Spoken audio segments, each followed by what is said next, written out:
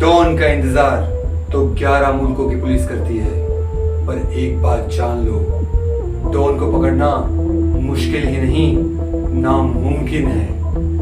दोस्तों, डॉन का नाम लेते ही हमारे दिमाग में किसकी तस्वीर उभर के आती है? अमिताभ बच्चन की, या शाहरुख खान की, या फिर दाऊद इब्राहिम की? दोस्तों, आज हम जिस डॉन के बारे में बात करने वाले हैं, ये सारे के सारे डॉन उस डॉन के सामने बच्चे हैं। आज हम बात करने वाले हैं पाब्लो एस्कोबार के बारे में, जिसने अपनी जिंदगी में 200 से ज्यादा जज, 1000 से ज्यादा पुलिसकर्मी और 4000 से ज्यादा गवर्नमेंट एम्प्लॉय को मार दिया। और उसके कहने पर उसके आदमियों ने करीबन 27,000 लोगों को मौत के घाट उतार दिया। तो आज हम बात करने वाले हैं एक खतरनाक खुफिया डॉन पाब्लो एस्कोबार के बारे में। दोस्तों, 2015 में नेटफ्लिक्स ने एक सीरीज रिलीज की जिसका नाम है नार्कोस, जिसके अभी तक 3 सीजन आए हैं और जिसमें से 2 सीजन प्योरली हिंदी में अवेलेबल है। तो इस नार्कोस सीरीज में पाब्लो एस्कोबार की पूरी कहानी बताई गई है। बात कोलंबिया की है, 1950 की, जब इस शैतान का जन्म हुआ। और अपनी जवानी के दिनों में उसे पैसे कमाने की बहुत बड़ी भूख थी। शुरुआत के दिनों में वो डुप्लीकेट सिगरेट और डुप्लीकेट लॉटरी का धंधा करता था और उसका बिजनेस काफी हद तक फलने फूलने लगा। तभी उसे एक चीज के बारे में पता चला, वो थी कोकेन। दोस्तों, कोकेन एक ऐसा ड्रग्स है जो हमारे दिमाग में खुशी का एहसास कराता है। हम अगर कोई अच्छी चीज खाते हैं तो हमारे दिमाग में एक केमिकल रिलीज होता है जिससे हमें खुशी का एहसास होता है। अगर हम हमारी गर्लफ्रेंड के साथ हैं तब भी हमारे दिमाग में वही केमिकल रिलीज होता है जिससे हमें खुशी का एहसास होता है। कोकेन लेने से दिमाग में इतनी भारी मात्रा में वो केमिकल रिलीज होता है जिससे इंसान खुश हो जाता है। किसी को कोकेन की लत हो और उसके सामने करोड़ों रुपया रख दिया जाए और एक हिस्से में थोड़ा सा कोकेन रख दिया जाए, तो वो शख्स करोड़ों रुपयों को छोड़ देगा और कोकेन को पसंद करेगा। पाब्लो एस्कोबार ने ये बात को समझ ली थी और उसने कदम रखा कोकेन के बिजनेस में। शुरुआत उसने की एक छोटे से बैग भरे हुए कोकेन से, जिसे उसने स्मगल किया यूएसए। और एक बैग के बदले उसे ट्रक भर के पैसा मिला। मतलब ये बिजनेस में पैसा बहुत था। वो रातों रात करोड़पति, अबजोपति बनने लगा। कोकेन के बिजनेस से पाब्लो एस्कोबार कुछ ही दिनों में बहुत पैसे वाला बन गया।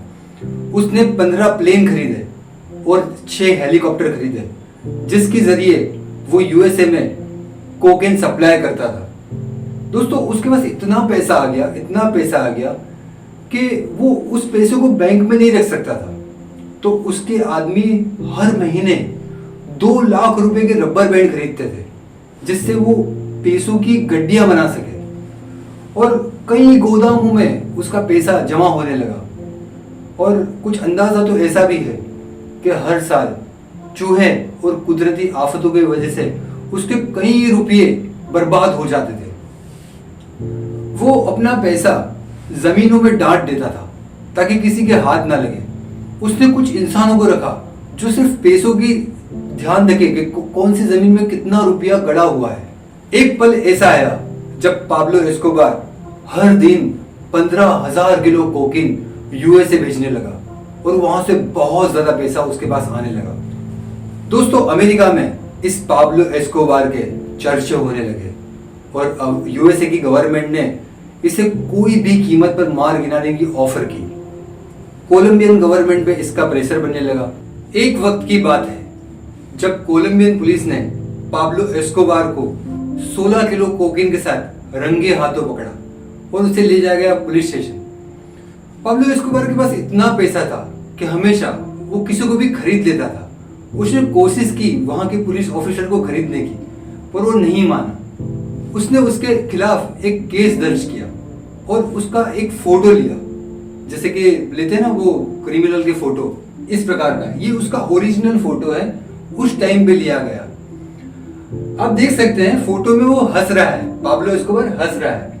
उसे ये लग रहा था कि ये लोग मेरा क्या बिगाड़ लेंगे, पर दोस्तों ये फोटो उसको आगे चल के बहुत तकलीफ देने वाला था। पाब्लो एस्कोबार के खिलाफ कोलंबिया में कई केस दर्ज हुए और वो मोस्ट वांटेड की लिस्ट में नंबर 1 पर आ गया। तब उसने कोलंबियन गवर्नमेंट से एक डील की कि मैं कोलंबिया का जितना भी उधार है वो चुकाने के लिए तैयार हूं, पर मेरी एक शर्त है कि मेरे तमाम गुनाह माफ कर दिए जाएं। पर कोलंबियन गवर्नमेंट पर बहुत ज़्यादा प्रेशर था यूएसए का, क्योंकि जो भी ड्रग्स जा रहा था, जो भी कोकेन जा रहा था, वो यूएसए जा रहा था और यूएसए के लोग कोकेन के आदी हो रहे थे। तो यूएसए गवर्नमेंट कोलंबियन गवर्नमेंट पर बहुत ज़्यादा प्रेशर बना रही थी, इसलिए उसे पकड़ने की योजना बनाई गई। तब पाब्लो एस्कोबार ने कोलंबियन गवर्नमेंट के साथ एक डील की। डील के हिसाब से वो जेल तो जाएगा, पर जेल उसकी खुद की बनाई होगी। आप देख सकते हैं ये उसकी जेल है, मतलब जेल नहीं है, एक बड़ा सा फार्म हाउस है। इसका नाम है ला कैथेड्रल। इसका कोलंबियन लैंग्वेज में नाम है ला कैथेड्रल। इसका मीनिंग होता है स्वर्ग या जन्नत। मतलब वो जेल नहीं थी, वो उसके लिए जन्नत ही थी, जहां पर सारी अय्याशी की चीजें मौजूद थी। उसका एक डांस बार था, एक कसीनो था और खेलकूद के तमाम साधन मौजूद थे। एस्कोबार ने सोचा कि जो मैं कोलंबिया का प्रेसिडेंट बन जाऊं तो सारी पुलिस, सारी आर्मी मेरे हाथ में होगी, तब मैं जो चाहे कर पाऊंगा। तो उसने कोलंबिया में एक चुनाव लड़ा और उसमें वो जीत भी गया। पर वो फोटो जो उसने मजाक में खिंचवाया था पुलिस स्टेशन में, वो उसे बहुत ज्यादा लड़ा। उस फोटो की वजह से उसका चुनावी पक्ष का जो उम्मीदवारी थी वो कैंसिल हो गई। दोस्तों आप मेरे पीछे देख सकते हैं, ये पाब्लो एस्कोबार की कुछ ओरिजिनल वीडियो है। वो अपने साथियों के साथ अपने फार्म हाउस में बाइक ड्राइव कर रहा है। तो ये है ओरिजिनल पाब्लो एस्कोबार। आखिर कोलंबियन गवर्नमेंट और यूएसए गवर्नमेंट ने एक मिशन फाइनल किया जिसमें पाब्लो एस्कोबार को मारने का नक्की किया और 2 दिसंबर 1993 को पाब्लो एस्कोबार का एनकाउंटर कर दिया गया। दोस्तों आज भी कोलंबिया में कई खेतों में से पाब्लो एस्कोबार का पैसा बरामद होता है, जो कि गवर्नमेंट ने उस करेंसी को बैंड कर दिया है और एक न्यू करेंसी वहां पर चालू कर दी है ताकि उसका पैसा कोई यूज ना कर सके। तो दोस्तों ये जो सीरीज है नार्कोस, ये काफी अच्छी सीरीज है। मैंने 2 बार देखी है और मैं आपको सजेस्ट करूंगा आप भी एक बार देखिए, काफी मजा आएगा, बहुत अच्छी सीरीज है। तो आज के लिए इतना ही, बाय बाय।